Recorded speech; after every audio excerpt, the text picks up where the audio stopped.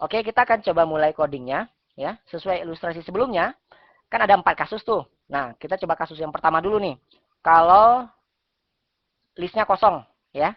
Kalau listnya kosong ngapain? Ya udah insert first aja gitu ya. Kalau kosong ya insert first gitu. Udah selesai, cuman gini aja. Iya kan? Itu kalau kosong. Di sini kan kalau tidak kosong nih ceritanya. Kalau tidak kosong gimana? Kalau tidak kosong, ya udah. Kalau tidak kosong, yang kita lakukan adalah kita perlu ngecek apakah si elemen ini, yang elemen yang ditunjuk oleh pointer E ini, dia berada di posisi pertama enggak gitu ya. Kalau dia berada di posisi pertama, kalau bagaimana? Kalau E infonya itu lebih kecil daripada elemen info elemen pertama ya kan? Daripada info elemen pertama. Info elemen pertama bisa kita dapatin dari sini. Iya kan? Kalau dia lebih kecil, yang kita lakukan apa? Insert, insert first. Iya kan? Insert first, L, E. Seperti ini. Nah, kalau kita lihat di sini, ini sudah ada repeated code ya, ada kode yang berulang. Kita bisa lebur jadi satu kodenya, kita merge kodenya. Ini saya cut, saya pas ke sini, ya kayak gini ya. Jadi apapun itu kalau dia kosong ataupun infonya lebih kecil daripada elemen pertama, maka insert first. Lakukan seperti itu gitu ya. Nah, selanjutnya gimana nih? Selanjutnya ini untuk kasus, ini kan 2 kasus pertama udah selesai ya. 2 kasus berikutnya nih, kalau insertnya di tengah atau insertnya di akhir gitu ya. Nah, kalau insertnya di tengah gimana? Kalau insertnya di tengah, kita perlu sebuah pointer jalan-jalan di sini ya. Sebut saja namanya si P. Ya, si P ini nunjuk ke first gitu ya. Nah, kita akan ngecek gitu ya. Apakah P, oh jangan dari P deh, dari E deh. E, info gitu ya, lebih kecil daripada P, next, info gitu ya. Jadi kita ngeceknya tuh pakai P next info gitu ya, P next gitu ya, bukan pakai P info. Kenapa? Karena kita akan meletakkan si elemen yang ditunjuk oleh pointer E ini di antara P, di antara elemen yang ditunjuk oleh pointer P dan elemen yang ditunjuk oleh pointer P next. Ya, di antara P dan P next kita akan tempatkan di sana. Makanya kita perlu pakai P next di sini ya. Kita ngecek elemen berikutnya gitu ya. Nah, kalau memang seperti ini gimana? Kalau memang seperti ini, ya udah seperti ilustrasi sebelumnya gitu ya. Kita akan ambil E next ya. E next-nya akan nunjuk ke kemana P next nunjuk gitu ya. E next akan nunjuk kemana P next nunjuk. Iya kan? Nah, selanjutnya P next akan nunjuk kemana? E nunjuk. Udah, gini aja, selesai. Ya. Nah, ini kalau misalnya dia lebih kecil gitu ya. Kalau lebih kecil. Selain dari itu, kalau memang dia lebih besar gitu ya. Kalau lebih besar gimana? Kalau lebih besar dia jalanin pointer ya, satu langkah ya.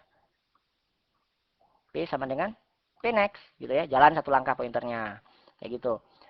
Nah, oke. Ini untuk kasus apa namanya? Untuk penanganan yang ketiga, ya kan? Kasus ketiga yaitu di mana kita insertnya di tengah-tengah. Nah, kasus yang keempat itu kalau kita tempatkan di akhir, ya. Nah, di sini kita perlu tempatkan di awal, di awal pengecekan ya, sebelum mengecek ini. Kenapa?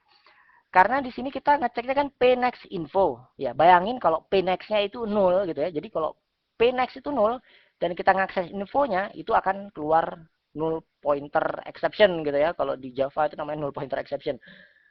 Kita mengakses null pointer gitu. Itu nggak boleh itu. Itu akan error programnya ya. Jadi kita perlu ngecek pertama dulu. Kita ngecek yang ini dulu. Gimana ngeceknya? Ngeceknya gini. Apakah P next itu 0 gitu ya? 0 nggak sih P next-nya gitu ya? Oh, iya misalnya ya, kalau memang dia 0 gitu ya. Kalau memang dia 0, maka yang kita lakukan adalah P next yang nunjuk 0 tadi, nunjuk ke mana E nunjuk kayak gini. Ya, kalau di ilustrasi sebelumnya kita kan buatnya gini ya.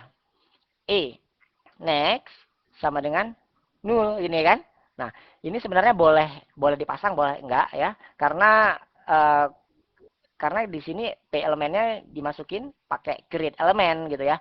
Tapi untuk jaga-jaga kita kasih aja ini ya. Langsung aja kita tetapkan aja, kita kasih aja nih. E next sama dengan 0. Sebenarnya kalau di sini nggak dikasih juga nggak apa-apa. Tapi kita jaga-jaga, kita pasang aja. Oke, nah ini kejadian ini harus dieksekusi salah satunya aja ya. Jadi di sini kita pakai else lagi. Kayak gini. Oke. Nah, kemudian kalau sudah seperti ini ya, ini kan artinya kalau di sini kan elemennya udah ketemu nih. Di sini juga ya elemennya udah ketemu ya berarti ya. Kalau di sini belum ketemu masih nyari ya kan. Nah, ini kita akan lakukan berulang-ulang. Kita akan looping di sini. Jadi di sini kita perlu buat seperti ini. Selama gitu ya.